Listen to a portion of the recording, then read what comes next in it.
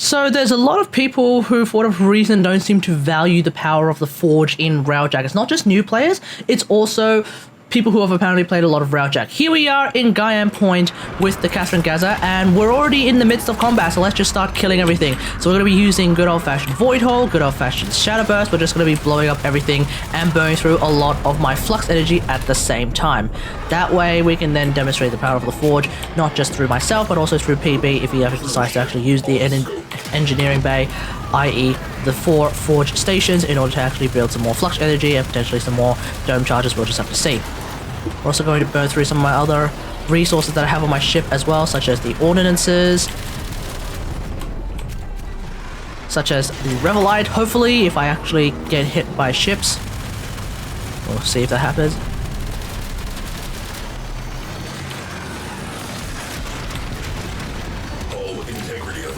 Okay, we are going to burst through some Revelite. Alright, so I'm going to burst through some Revelite just like that. It's fine.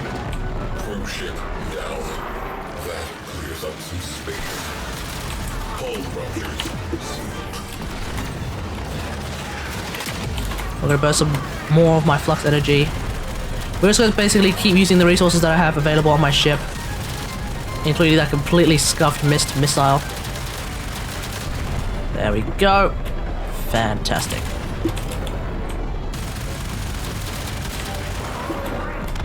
Okay.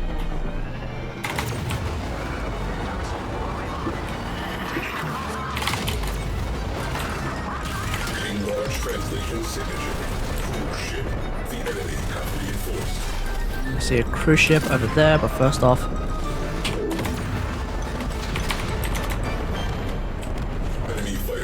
there's the cruise ship.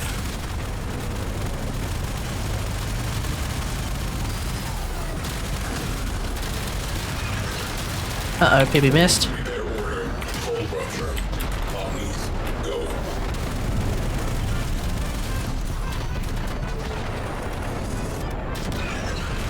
There we go, PB hit.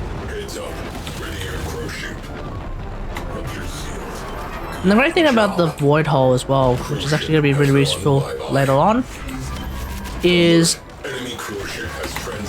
the fact that it actually clumps enemies together means it also clumps resources together, which is going to be very, very helpful for something like the Forge. Because the Forge will require the basic resources that you can get from Railjack, in the form of pustules, in the form of cubic diodes, in the form of carbides, in the form of copper nicks. So very, very useful to be able to group enemies together like so, but also just blowing up cruise ships also helps.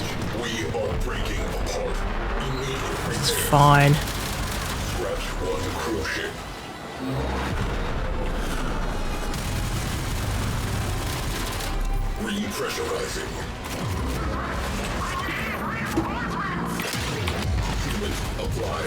All integrity stabilized.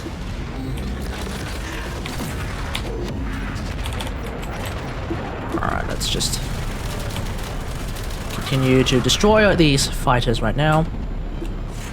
Alert. Enemy cruise ship on scope. Also, we can ram this one. There we go.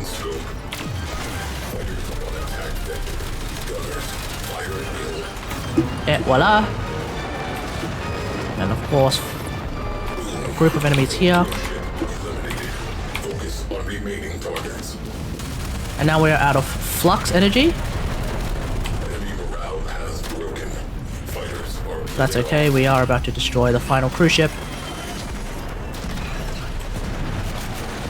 So PB is now going to actually use the Forge, and that is going to be very, very helpful because right now we are in a situation where we have no Revelite. So what I'm going to do is I'm going to teleport to this part of the ship here in an attempt to actually breach this plug.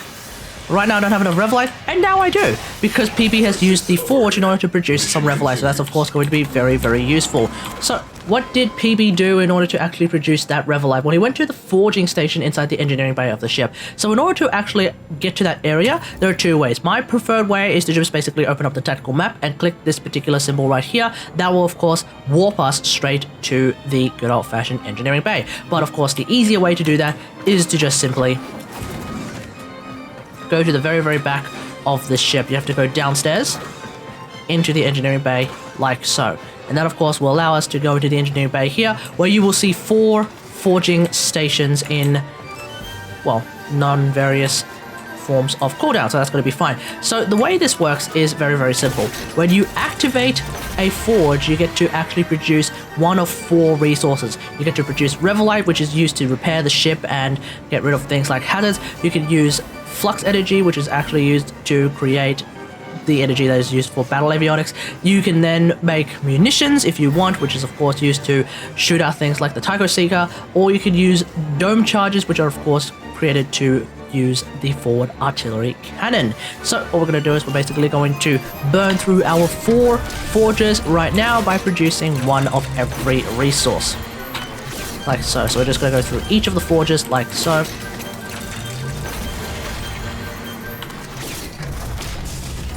And that'll basically do it for about 2 minutes. Now you may be thinking, okay, I've just produced 4 rounds of resources for a 2-minute cooldown. What can I do to actually speed that up? Because that doesn't seem all that useful for the time being. We do have a tactical avionic known as Battle Forge, which of course reduces the cooldown by 120 seconds. This is, practically speaking, a full reset on the forge because of the way that the forge cooldowns work. So at that point, we can actually use the forges yet again to produce even more resources should we need to. So in this case, I'm going to produce 3 lumps of flux energy. And for good measure, we're also going to produce an extra dome charge. Let's produce an extra dome charge just for the hell of it. So at that point, if we go back to the front of the ship like so, we are basically back to square one in the way of our good old-fashioned ship in terms of things like the dome charges and in terms of things like the ordnances and all of that good stuff. So what we can then do is we can actually just dead start the next Gian Point mission, which is of course going to be really, really good for us in order to do back-to-back missions like so. That point, you don't need to go back to the dry dock. You can actually just use the forge as your own mini dry dock and then just move on from there. So that is really the power of the forge. We're going to start the next Gian Point mission and then just complete it, and then it'll be really, really straightforward from there. Now that we've loaded into Gian Point once again, here we are with the next mission, and look at that. We have all of our flux.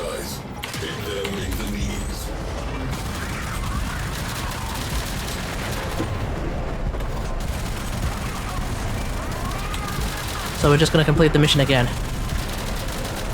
And it's really just a simple process of rinse and repeat.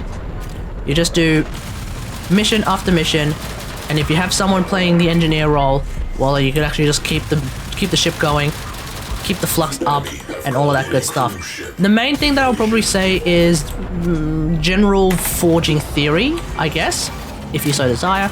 I would probably say that the most important thing to forge and to make sure that you have a sufficient amount is of course Revelite, because without Revelite your ship blows up, and when your ship blows up, well, at that point you don't actually have a mission anymore. So that kind of is really, really important. So make sure if your Revelite is below triple-digit figures, I probably first try to get your Revelite up as much as possible without wasting your forges. Because keep in mind, your forge will not make and store additional material for those resources, unfortunately. That is not how that forge works. The next thing, of course, would probably be the battle avionics. If your ship is even using battle avionics, of course, there are quite a handful of ships that don't actually bother with a whole lot of battle avionics. The Catholic Geyser is completely different, of course. So at that point, I probably say that flux energy is going to be the next more important thing to forge if you actually want to forge something else. And then finally, the third most important thing would be the dome charges, because the dome charges are used primarily to destroy cruise ships.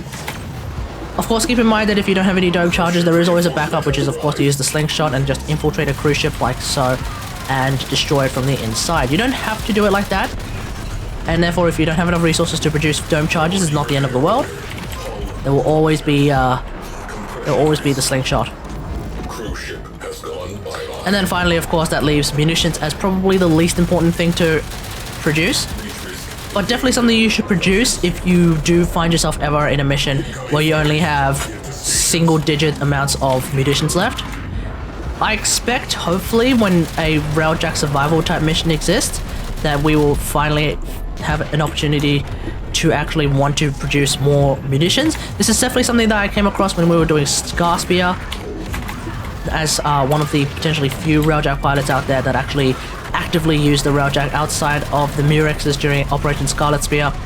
I did find that I used munitions quite a lot, so at that point, the idea of forging munitions is of course going to be very, very important in a mission like that. So hopefully we see more missions like that coming into something like the Call of the Tempestari. We'll just see if that happens to be the case.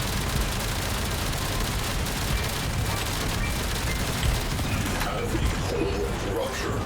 Full-on breach imminent. Repair. We have one less probe ship to be concerned with. Direct attention to remaining targets. If you're worried about the ship being blown up while you are using the engineering bay, there is of course another way to keep your ship safe, and that is to use something like Void Cloak.